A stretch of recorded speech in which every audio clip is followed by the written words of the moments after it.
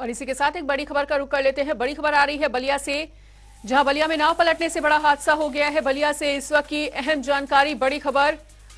इस पूरे हादसे में 30 लोगों से भरी नाव गंगा नदी में पलटी थी और इसके बाद 4 लोगों के शव भी निकाले गए हैं। पूरी घटना के दौरान 30 लोगों से भरी जो नाव थी वो पलट गई और बताना चाहेंगे कि कई लोगों के लापता होने की खबर है और बलिया के मालदेपुर गंगा घाट की ये पूरी घटना है। तो बलिया से इस वक्त ये अहम जानकारी आपको बता रहे हैं, जहां 30 लोगों से भरी नाव गंगा नदी में पलट गई और हादसे के बाद 4 लोगों के फिलहाल शव निकाल लिए गए हैं और कई लोगों के लापता होने की खबर भी मिल रही है। बलिया से इस वक्त की अहम जानकारी। अभी मीडिया से सूचना मिली कि नाव पलट गई है, तो मैं तुरंत जो है सारे कार्यक्रम छोड़कर मैं यही जो है मालदेपुर घाट पे जो है मैं आया। पूरा जन सैलाब है यहाँ पे, और जिससे कि हमारे जो मुन्ना जी हैं जो है यहाँ के ये चौकीदार है, उन्होंने बताया कि 40 लोग सवार थे, वो सबको बचाया गया है। उसमें 3 लोग में 2 लोग तो मर गए, 1 लोग को हॉस्पिटल भर्ती कराया गया है। अभी नाव जो है जहाँ पे नाव पलटी है वहीं पे हम लोग हैं, नाव के अंदर कोई अभी है नहीं। और अब हम लोग पता कर रहे हैं, फिर हॉस्पिटल जा रहे हैं और कितने लोग घायल हैं अभी अपुष्ट पूरी जानकारी नहीं है। जैसा वो बताए मैं वही बता रहा हूँ आपको। और इसी बड़ी खबर पर अधिक जानकारी के लिए हमारे साथ जुड़ चुके हैं विवेक जायसवाल बलिया से। तो विवेक, हादसे के बाद 4 लोगों के शव निकाले गए हैं और लगभग 40 लोगों से भरी नाव अचानक से पलट जाती है। क्या कुछ ताजा अपडेट है इस पूरी खबर पर? जी बिल्कुल, आपको बता दें, मुंडन संस्कार को लेके बलिया के फेफना थाना क्षेत्र अंतर्गत मालदेपुर घाट है, जहां पे भारी संख्या में लोग मुंडन संस्कार के लिए गंगा घाट पे गए थे जी। और अक्सर देखा जाता है कि जो नाव होती है, छोटी नाव होती है, उस पर अधिक से अधिक लोग सवार हो जाते हैं। पुलिस प्रशासन रहती है लेकिन समझा नहीं पाती है। उसी का देन है कि आज ये बड़ा हादसा देखने को मिला है। एक नाव थी जिसपे 30 से 40 लोग सवार थे, बीच में जाते जाते असंतुलित हो गई नाव, पूरे लोग नदी में गिर गए। बचाव कार्य जारी रहा, कुछ लोगों को निकाला गया। 4 महिलाओं की मौत की पुष्टि हो चुकी है, अन्य की रेस्क्यू जारी है। मौके पे आला अधिकारी डीएम से लेके एसपी तक मौके घटनास्थल पे मौजूद हैं। जिला अस्पताल में जो गंभीर रूप से नदी में डूबे थे उनकी इलाज जारी है। पूरी डॉक्टरों की टीम जिला अस्पताल में मौजूद है। रेस्क्यू लगातार जारी है, लापता लोगों का खोजबीन चल रहा है। बिल्कुल विवेक, जैसा कि आपने बताया कि प्रशासन वहां पर मौजूद रहता है, प्रशासनिक अधिकारी वहां पर मौजूद रहते हैं, तो क्या नाविक ने और प्रशासनिक अधिकारियों ने ये देखते वक्त उनको आगाह नहीं किया था कि सीमा से ज्यादा वो लोग नाव में ना सवार हों? जी बिल्कुल, अधिकतर ऐसा होता है कि पुलिस वहां मौजूद रहती है। कई बार पुलिस डराती भी है, बोलती भी है, लेकिन नाव जो चलाने वाले होते हैं उनके साथ साथ जो मुंडन संस्कार के लिए जाते हैं वो लोग भी अपनी मनमानी करते हैं, जिसकी वजह से ऐसी घटनाएं होती हैं। बिल्कुल विवेक, तो अभी तक कितने लोगों को रेस्क्यू कर लिया गया है? अभी बचाव कार्य वहां पे जारी है। 4 लोगों की मौत की पुष्टि हो चुकी है। जिला अस्पताल में 5 से 6 लोग इलाज हो रहा है उनका। ठीक है विवेक, तो इस तमाम जानकारी के लिए आपका बहुत बहुत शुक्रिया। बलिया से इस वक्त अहम जानकारी आपको बता रहे थे, जहां नाव पलटने से एक बड़ा हादसा हो गया है। 30 लोगों से भरी नाव गंगा नदी में पलट गई और इस पूरी घटना के दौरान 4 लोगों के मृत्यु हो जाने की खबर भी सामने आ रही है। उधर सीएम योगी का गोरखपुर दौरे का आज चौथा दिन है और बताना चाहेंगे कि सीएम योगी ने गोरखनाथ मंदिर में जनता दर्शन लगाया, जहां दूर दूर से फरियादी अपनी फरियाद लेकर आए। सीएम योगी ने एक एक करके सबकी फरियादों को सुना और इसके बाद सीएम योगी आदित्यनाथ ने अधिकारियों को त्वरित निस्तारण के निर्देश भी दिए। साथ ही आपको बताना चाहेंगे कि मौके पर एडीजी कमिश्नर, आईजीडीएम, एसएसपी और एसपी सिटी सहित तमाम लोग मौजूद रहे।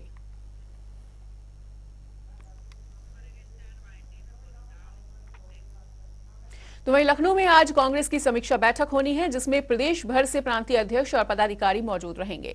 निकाय चुनाव के परिणामों को लेकर सभी प्रांतीय अध्यक्ष अपनी रिपोर्ट देंगे और साथ ही आगामी लोकसभा चुनाव को लेकर इस दौरान चर्चा होती हुई भी नजर आएगी।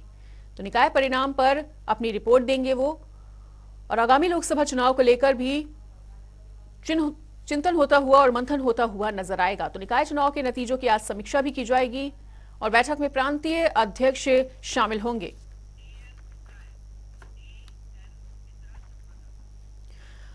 और हमारे साथ टीएन मिश्रा जुड़ चुके हैं। तो टीएन मिश्रा, जिस तरह से आगामी चुनाव में किस तरह से आगे की रणनीति को तैयार करना है और निकाय चुनाव में आखिर हार इतनी मिली तो क्यों मिली, इस पे तमाम मंथन होता हुआ और चिंतन होता हुआ आज की बैठक में नजर आने वाला है। क्या कुछ जानकारी देना चाहेंगे?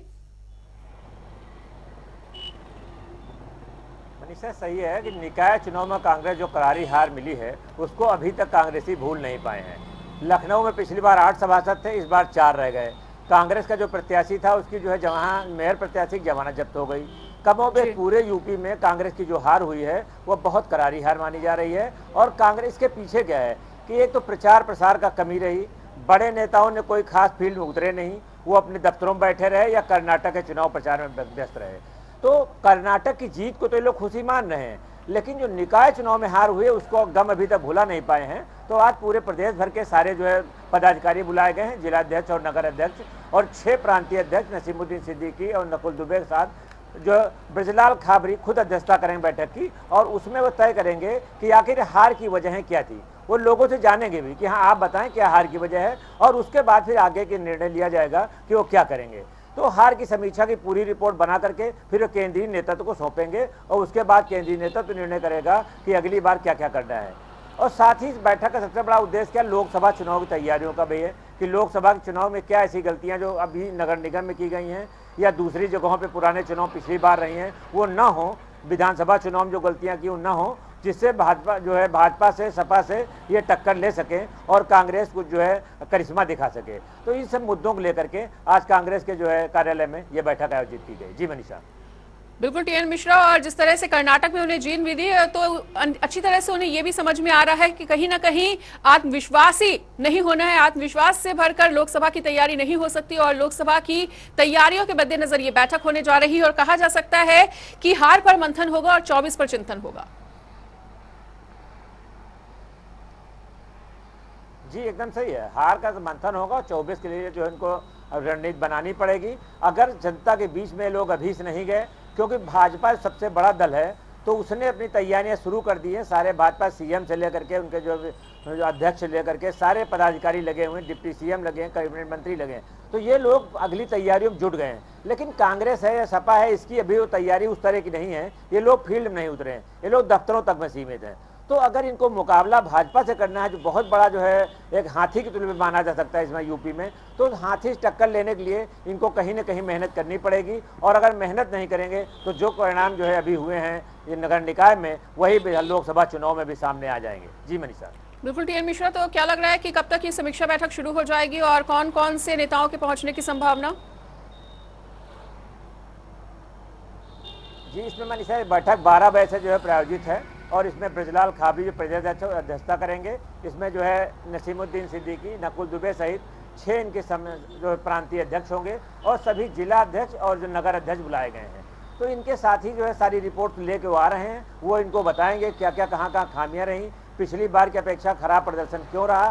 तो ये सब चीज़ें डिस्कस होंगी और उसके बाद ये बैठक 3-4 बजे तक शाम तक चलने की उम्मीद है। जी इनका बिल्कुल। तो क्या लगता है टीएन की आगामी चुनाव के मद्देनजर जो रणनीति तैयार आज होगी उसमें कौन कौन से मुख्य मुद्दे शामिल किए जा सकते हैं, क्या क्या मुख्य एजेंडा हो सकता है? मुख्य एजेंडा ये जो कर्नाटक में इनकी जीत हुई है तो ये लोग कर्नाटक मॉडल को यूपी में भी लागू करना चाहते हैं। तो इनका है कि जो बेरोजगारों को भत्ता मिले और जो है महिलाओं को जब बसों में फ्री यात्रा की वहाँ सुविधा दी गई है, इस तरह जो है यहाँ चाहते हैं यूपी में भी हो और यहाँ पर बेरोजगारों को थोड़ा। और इनका पेंशन मुद्दा जो आम सरकारी कर्मचारी है उसको अपनी तरफ आकर्षित करने के लिए इनका है जहाँ जहाँ कांग्रेस सरकार है वहाँ सरकार पुरानी पेंशन दे रही है। तो ये पुरानी पेंशन को लाने के लिए भी जो है लोग लाएंगे और उस मुद्दे को सामने रखेंगे और अपने कार्यकर्ताओं में ले जाएंगे कि जिले जिले में ताकि लोग बता सकें कि अगर कांग्रेस आई तो पुरानी पेंशन बहाल होगी या बेरोजगारों को भत्ता मिलता रहेगा। तो ये सब सारे मुद्दे इनके होंगे कि जिस पर लेकर के चर्चा की जाएगी। ठीक है टीएन मिश्रा, हमारे साथ जुड़ने के लिए आपका बहुत बहुत शुक्रिया। वही अयोध्या में भव्य राम मंदिर निर्माण कार्य और उसकी देखरेख में जुटे श्री राम जन्मभूमि तीर्थ क्षेत्र ट्रस्ट के दफ्तर का भी निर्माण हो चुका है और ये दफ्तर रामकोट में बनकर तैयार किया गया है, जिसका आज उद्घाटन भी होने जा रहा है। तो रामकोट मोहल्ले में ये स्थायी कार्यालय बनेगा और आज स्थायी कार्यालय का उद्घाटन भी किया जाएगा।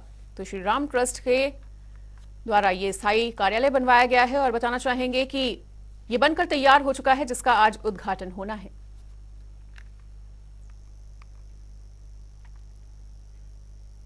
उधर ज्ञानवापी और मां श्रृंगार गौरी प्रकरण में आज सुनवाई होनी है और कोर्ट में मुस्लिम पक्ष अपनी आपत्ति को दाखिल करेगा। बताना चाहेंगे कि ज्ञानवापी के संपूर्ण परिसर के सर्वे का ये मामला है और आज की आपको बताना चाहेंगे कि ये एक अहम खबर है और इस पूरे मामले में सुप्रीम सुनवाई होती हुई भी नजर आएगी।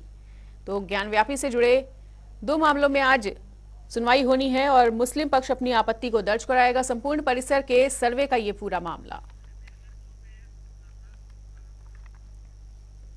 और वाराणसी से धर्मेंद्र हमारे संवाददाता हमारे साथ जुड़े हुए हैं। तो धर्मेंद्र, जिस तरह से आज मुस्लिम पक्ष अपनी याचिका को दाखिल करेगा, अपना पक्ष रखेगा, क्या कुछ अपडेट और क्या कुछ सुनवाई में खास रहने वाला है, क्या कुछ बताना चाहेंगे?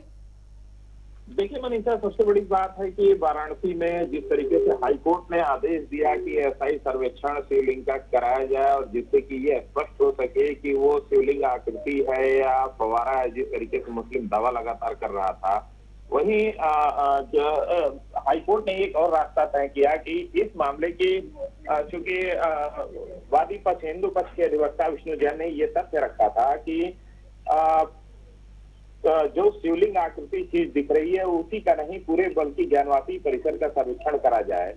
तो उसको लेकर हाईकोर्ट ने वाराणसी न्यायालय के लिए उन्होंने आदेशित किया कि आप जिला कोर्ट में जाके इस मामले की सुनवाई करवा सकते हैं। उसको लेके हिंदू पक्ष ने वाराणसी जिला कोर्ट को एप्लीकेशन दिया और एप्लीकेशन को जिला न्यायाधीश वाराणसी ने एक्सेप्ट कर लिया। एक्सेप्ट करने के तदुपरांत आज जो डेट दिया गया 22 तारीख का सुनवाई, क्योंकि मनीषा एक चीज बताना चाहूंगा, इस मामले में पूरी तरह से अब सुप्रीम कोर्ट इन्वॉल्व हो चुका है। सुप्रीम कोर्ट ने सर्वेक्षण पर रोक लगा दी है, लेकिन मामला यह है कि जो वादी पक्ष अपने तथ्यों को रखे हैं, जिला कोर्ट ने आदेश दिया था, सीलिंग का आदेश दिया था और तमाम ऐसे तथ्य थे जिसको लेके जिला कोर्ट ने आदेश दिया था और जिला न्यायाधीश के यहाँ वाराणसी के यहाँ सुनवाई चल रही है।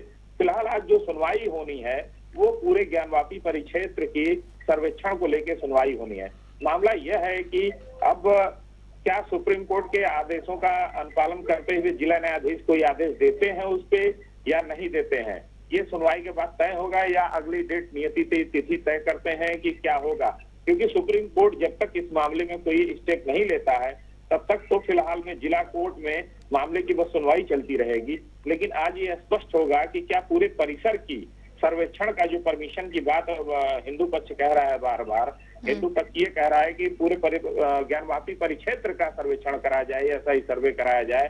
क्योंकि जो दावा उन्होंने दाखिल किया है, दावे में ये स्पष्ट किया है कि जो सर्वे कराया गया था जिला कोर्ट द्वारा उसमें हिंदू चिन्ह मिले हैं, वहां पे पादुका मिली है, वहां पे ऐसे तथ्य जो देखने को मिले और रिपोर्ट में भी वो चीजें निकल कर आई थी। अब देखने वाली बात यह होगी कि क्या जिला न्यायाधीश पूरे ज्ञानवापी परिसर के सर्वेक्षण का आदेश देते हैं या मामले को अगली नियत तिथि देते हैं। मनीषा। बिल्कुल धर्मेंद्र, तो इस तमाम जानकारी के लिए हमारे साथ जुड़ने के लिए आपका बहुत बहुत शुक्रिया। तो मामले में 2 बजे सुप्रीम सुनवाई होगी और मुस्लिम पक्ष दाखिल करेगा अपनी आपत्ति।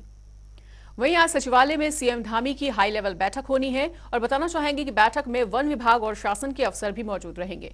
बैठक में अवैध मस्जिदों को हटाने को लेकर भी चर्चा की जाएगी।